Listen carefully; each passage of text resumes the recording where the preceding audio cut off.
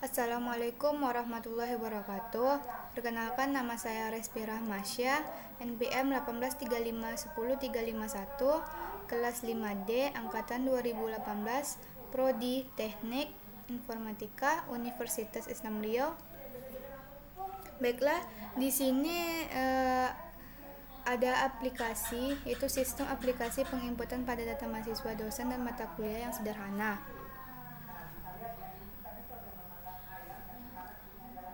Sebelum ini, pada codingan ini saya sudah membuat gitnya.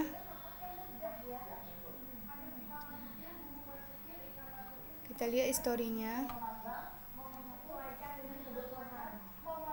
Nah, di sini saya sudah membuat gitnya terlebih dahulu, membuat projectnya, dan ini adalah commit setiap langkah-langkah yang sudah saya buat untuk pada program.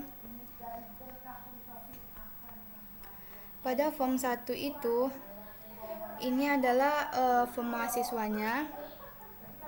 Codingannya yaitu ini. Pada form, kita akan mendeklarasikan dim di data table-nya untuk data table, dim student-nya itu untuk array list. Dan pada button klik ini, pada button di sini kita deklarasikan properti apa saja yang ingin kita gunakan pada mahasiswa, ada form mahasiswa. Selanjutnya di sini saya juga menggunakan message box-nya, dimana di sini message box-nya itu saya gunakan pada text box 1, di mana pada text box 1 itu adalah nama, dan text box 2 itu NPM, text box 3 itu KTP. Dan juga ada with the table-nya. Pada form 1 lot-nya itu, with the table-nya itu ada nama, NPM, kelas, jurusan, properti yang kita ingin gunakan. Tadi kan sudah kita deklarasikan data tabelnya. Di sini cuman toolbox button untuk kembali ke form 1 atau form mahasiswa sama form dosen. Nah, dan di sini juga saya menggunakan try kit-nya, dimana pada try kit ini saya gunakan pada text box 2 yaitu NPM. Kenapa saya menggunakan NPM? Karena di sini nih try kit-nya itu hanya bisa diinput oleh angka saja. Jika kita ingin menginputkan bukan angka, berarti nanti dia akan terjadi error. Langsung saja kita coba ya ketampilannya. Ini adalah form mahasiswanya. Kita buat saja sini nama mahasiswa ini itu Putri, NPM-nya 18351031, kelas 5A, jurusan Teknik Informatika, dan nomor KTP-nya 2202030451. Lalu kita save. Nah, maka dia akan tersimpan pada data grid view-nya di bawah ini ya. Selanjutnya kita coba saja ini kita ganti menjadi huruf, itu dia tidak akan bisa. Nah, di sini ada track atau message-nya, dia hanya boleh diinput angka saja. Jika dia tidak angka, maka dia akan terjadi error. Jadi ini kita langsung saja. Nah, ini kan sudah kita isi kan, tidak terjadi error. Nah, coba dengan salah satu inputannya itu kita kosongkan. Misalnya namanya kita kosongkan ya. Langsung kita save. Nah, di sini dia akan memberitahukan message-nya, nama itu harus diisikan. Kita oke kan ya. Nah, pada codingan ini kan message-nya itu saya letakkan pada nama, NPM, KTP. Dan jika salah satu form yang sudah kita inputkan atau terjadi inputannya itu kosong, maka dia akan memberikan pesan message-nya pada saat kita yang ingin mengesave-nya kepada data grid view-nya tadi, seperti tadi. Nah, dia akan masuk juga, tapi dia akan namanya akan kosong.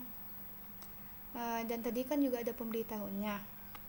Selanjutnya kita sebelum itu kita harus membuat suatu objek dari kelas yang terlebih dahulu. Itu di sini saya membuat kelas mahasiswanya, ini kelasnya, ini kelas pada dosennya, dan ini juga ada kelas pada mata kuliahnya. Selanjutnya kita klik pada menu ini, kita pergi ke form dosennya. Nah, pada form dosen ini sama saja codingannya itu seperti form mahasiswa, cuman bedanya itu pada form mahasiswa, pada form dosennya itu di sini pesan message-nya itu sama kayak seperti nama dosennya harus diisi, NIDN-nya juga harus diisi, nomor KTP-nya juga harus diisi, dan juga data table-nya ini properti yang kita inginkan. Terus di sini pada try-catch-nya itu saya menggunakan pada textbox 2-nya, yaitu pada NIDN-nya. Jika NIDN-nya tidak kita inputkan huruf, dia maka nggak akan mau juga. Sama seperti yang pertama tadi pada mahasiswa. Langsung saja kita coba ya. Saja nama dosennya Putra ST. Terus NIDN-nya itu 1834235. Alamatnya itu Jalan Kenanga. Nomor HP-nya 0828900. Nomor KTP-nya 220304050002. Kita save. Nah, dia akan tersimpan juga ke data grid view-nya ya. Selanjutnya misalnya NIDN-nya kita hapuskan, misalnya kita ganti A. Nah, maka dia akan memberikan pesan errornya, karena ini nih pemberitahuannya juga, karena pada ini try-catch-nya itu hanya input saja pada NIDN-nya. Oke kan saja, berarti kita kembalikan aja, kita masukkan lagi 18352345 saja. Nah, di sini kita alamatnya kita kosongkan. Maka apa yang terjadi? Maka kosong alamatnya. Kok nggak ada pemberitahuan ya? Oh maaf. Coba namanya saja ya. Karena message-nya tadi itu sepertinya nama dosen NIDN. Kita hapus. Lalu kita save. Nah, maka nama dosennya harus diisi, kita okekan, karena pada programnya itu di sini pesannya itu hanya berfungsi pada nama, NIDN, dan nomor KTP-nya saja. Maaf tadi juga salah saya. Dan selanjutnya kita pergi lagi, kita back saja ya, kita mau pergi ke form mata kuliah. Nah, pada form mata kuliah ini sama juga dengan yang tadi, kita inputkan saja kayak tadi juga kan, programnya itu sama aja. Nah ya, nah ini programnya sama, kita deklarasikan di data table-nya itu student-nya, kita deklarasikan properti yang ingin kita gunakan, kita deklarasikan ya. Selanjutnya pesan message-nya itu dia hanya berfungsi pada nama mata kuliah, kode, dan jumlah SKS-nya saja. Pada which data table-nya sama juga properti yang ingin kita gunakan. Nah, pada try-catch-nya itu saya menggunakan pada textbox satunya. Textbox satunya itu yaitu jumlah SKS. Jika jumlah SKS-nya kita input misalnya 22 SKS, nggak bisa, karena dia hanya bisa input angka saja, jadi 22 aja. Kita langsung coba saja ya pada tampilannya. Di sini nama mata kuliahnya kita anggap saja pemrograman web. Kode mata kuliahnya itu 001A. Jumlah SKS-nya 21 atau 24 gitu. Kelasnya itu 5B. Jurusannya itu Teknik Informatika. Langsung saja kita save, maka dia akan tersimpan seperti yang pada sebelumnya, pada form sebelumnya. Selanjutnya di sini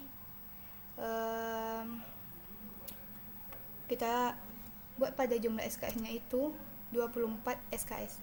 Nah, tracket-nya itu akan muncul pesannya. Karena tracket pada yang saya gunakan pada program pada form mata kuliah ini adalah pada fungsi pada jumlah SKS-nya. Oke. Kita tetap saja 24 SKS. Kita hapus nama mata kuliahnya. Kita coba save. Nah, dia akan tersimpan ke data grid view-nya, kan. Tapi dia akan memberikan pesan message-nya, di mana pada pesan message yang pada program tadi telah saya buat. Di sini pesan message-nya itu berfungsi pada nama mata kuliah, kode, dan jumlah SKS. Dimana pada tadi saya mata kuliahnya itu kan saya kosongkan, jadi dia akan tersimpan, tapi dia akan memberikan pesan juga, karena pesannya itu di sini saya tidak mengisi nama mata kuliahnya, jadi dia harus diisi terlebih dahulu. Baiklah, hanya itu yang dapat saya sampaikan. Apabila saya ada salah, saya mohon maaf. Saya akhiri. Wabillahi taufiq wal hidayah. Wassalamualaikum warahmatullahi wabarakatuh.